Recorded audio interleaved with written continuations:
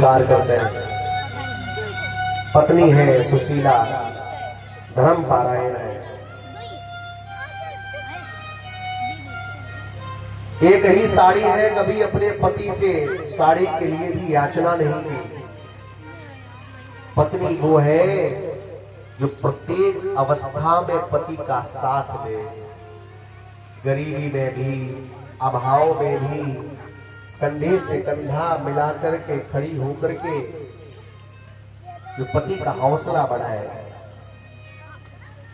पति दुखी है, उस समय कोई इच्छा ना हो मांगने की, वो धर्म पत्नी माता सुशीला।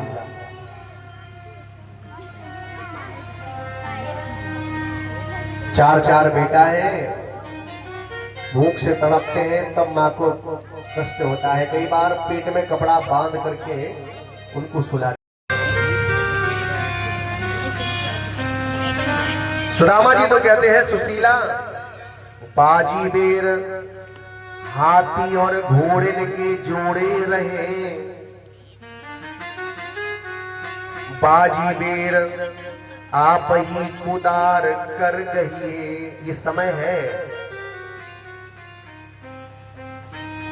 बाजी बेर गुलुम गलीचे और दुसाल 10, बाजी बेर कामरी को के ओढ़ रहिए, बाजी बेर हुक्म हाकिम नहू पे करत रहे, बाजी बेर हजार बात नीच हूँ की सहिए, हारिए न हिम्मत बिसारिए न राम नाम, जाही बेदिरा के राम ताही विधि रही, जाही बेदी राके राम ताही विधि रही। सुशीला, जैसे मेरा भगवान मुझे रखता है वैसे रहो। ये बात कहना सरल है और इसको जीना बड़ा कठिन है। ये गरीबी है ना, समाज से उस व्यक्ति को किनारे खड़ा कर देती है, उसको धुतकार देती है जो गरीब है। लेकिन जानते हो, उस गरीबी से, निर्धन जीवन से बड़ी भी एक विपत्ति, एक कष्ट है, वो है भूख। जिस समय माता गांधारी अपने पुत्र के वियोग में रोदन कर रही थी, समरांगण में 100 बच्चों की लाशें पड़ी थी, शव पड़े थे, गांधारी रो रही थी। मध्याह्न का समय था, भगवान भोजन की थाली लेकर के आए और कहा, बुआ दोपहर ढलने को आई है, कब तक रोएगी? रोना किसी समस्या का समाधान थोड़ी है। तुम्हारे रोने से तुम्हारे बच्चे जीवित नहीं हो जाएंगे। बुआ, तुम्हें भूख लगी होगी, तुम्हारे लिए भोजन लेकर के आया हूं, भोजन कर लो। गांधारी ने कृष्ण की ओर देखा और कहा, द्वारकाधीश, तुम्हारी कारण से हमारे पुत्र मरे हैं, तुम्हें लज्जा नहीं आती है? तू मुझे रोने नहीं देता है, भोजन लेकर के आ गया। मैं जैसे अपने सामने पुत्रों को मरा हुआ देख रही हूं, वैसे तू भी अपने सामने अपने परिवार को मरा हुआ देखेगा। ये मैं श्राप देती हूं। ले जाओ मेरे सामने से ये भोजन की थाली। भगवान बोले, बुआ तुम बुरा मान गई।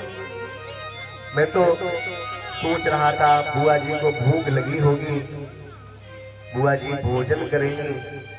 भगवान चले गए, थोड़ी माया कर दी। उसी भूमि में एक स्थान पर बेर का वृक्ष प्रकट हो गया।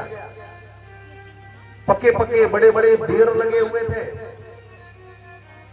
रोती हुई गांधारी की दृष्टि उस बेर के वृक्ष पर पड़ी। पके हुए बेरों को देखा तो भूख लग गई। जब तक भोजन दिखाई ना दे तब तक भूख नहीं लगती, और भोजन सामने रखा हो तो भूख बढ़ जाती है। गांधारी ने देखा रोते रोते शाम ढलने को आई है, भूख भी लगी है, चारों ओर कोई नहीं है, सिर्फ लाशें पड़ी हैं। गांधारी उठी और हाथ बढ़ाया बेर तोड़ने के लिए। डाली ऊंची थी, कैसे बेर मिले? देखा चारों ओर कोई पत्थर नहीं है,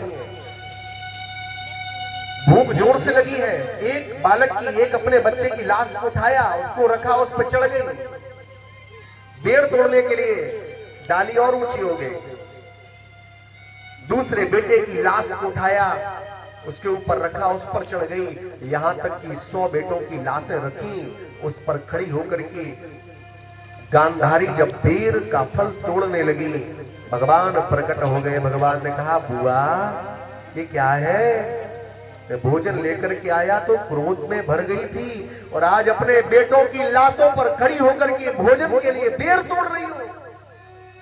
गांधारी रो पड़ी और कहा, माधव मैं जान गई, वासुदेव जरा कष्टम। ये वासुदेव, संसार का सबसे बड़ा कष्ट है बुढ़ापा, लेकिन बुढ़ापे से भी एक बड़ा कष्ट है, कष्टात् निर्धन जीवनम, गरीबी। बुढ़ापा है और खूब पैसा है, धन है, तो बुढ़ापा भी अच्छे से कट जाएगा, लेकिन घर में गरीबी है तब तो महाराज कोई तुम्हें जल पिलाने के लिए भी नहीं आएगा, लोग तुम्हारी सेवा करने नहीं आएंगे। गरीबों का कोई रिश्तेदार नहीं होता है, गरीबों का कोई समाज नहीं होता है, सब उसको धुतकारते हैं। कष्टात् निर्धन जीवनम। और तीसरा, गरीबी से बड़ा कष्ट, पुत्र शोक महा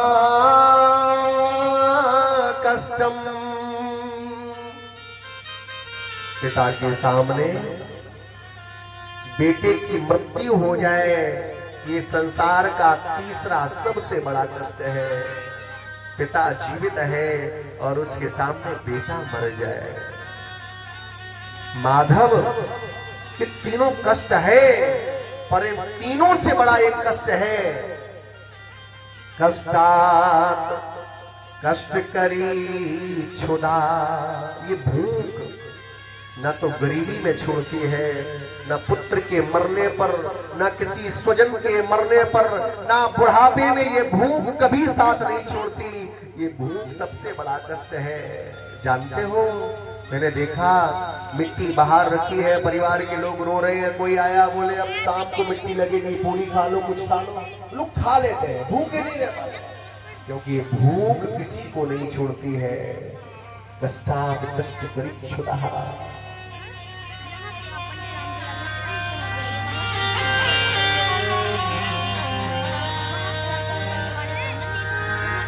सुदामा जी का एक छोटा सा बेटा गुरु आश्रम में पढ़ने के लिए जाता है।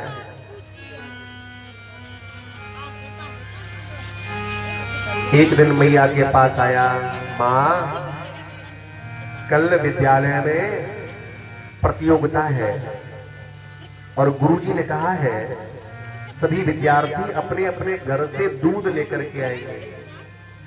माँ मैं भी दूध लेकर के जाऊंगा। माँ भावुक हो गई, लाला यहाँ पीने के लिए दूध नहीं मिलता है, कई कई दिन बीत जाते और तू दूध विद्यालय में ले जाने की बात कर रहा है, मैं कहां से लाऊं? माँ अगर मुझे दूध नहीं मिला तो मैं विद्यालय में नहीं जाऊंगा, गुरुजी ने कहा है मुझे दूध चाहिए। माँ ने कहा, लाला तेरे घर में तो दूध नहीं है, पर तुम्हारे चाचा जी के यहाँ पर बहुत दूध होता है, उनके यहाँ लाखों गैया हैं, तुम उनसे दूध मांग लेना। बालक ने कहा, माँ क्या नाम है मेरे चाचा जी का और वो रहते कहाँ हैं?